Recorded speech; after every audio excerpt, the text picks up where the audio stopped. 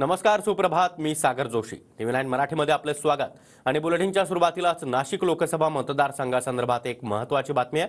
महायुतीमध्ये नाशिकची जागा राष्ट्रवादी लढणार अशी माहिती आता सूत्रांनी दिली आहे. तर शिंदे, फडणवीस आणि अजित पवार यांची वर्षा बंगल्यावर रात्री उशिरापर्यंत बैठक पार पडली आणि वर्षा बंगल्यावरील बैठकीमध्ये 3 जागांचा तिढा सुटल्याची माहिती आता मिळते आहे. ठाण्याची जागा शिंदेंना देण्यास तिन्ही पक्षांनी सहमती दर्शवली आहे. तर रत्नागिरी सिंधुदुर्ग जागेवरून महायुतीमध्ये अद्यापही रस्सीखेच सुरूच असल्याचं कळतंय.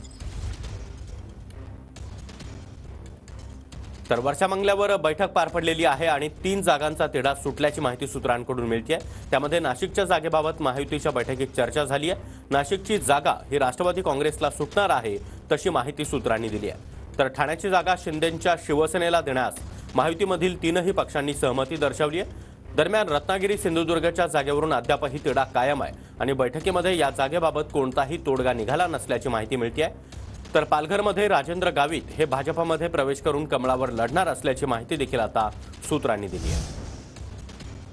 तर महायुतीमध्ये नाशिकची जागा राष्ट्रवादी लढणार आहे अशी माहिती सूत्रांनी दिलेली आहे. ही जागा सध्या शिंदे गटाकडे आहे. हेमंत गोडसे हे विद्यमान खासदार आहेत. ते या निवडणुकीसाठी इच्छुक आहेत. मात्र नाशिकमधून राष्ट्रवादीकडून छगन भुजबळ यांना उमेदवारी मिळणार का अशी शक्यता देखील आता व्यक्त केली जाते.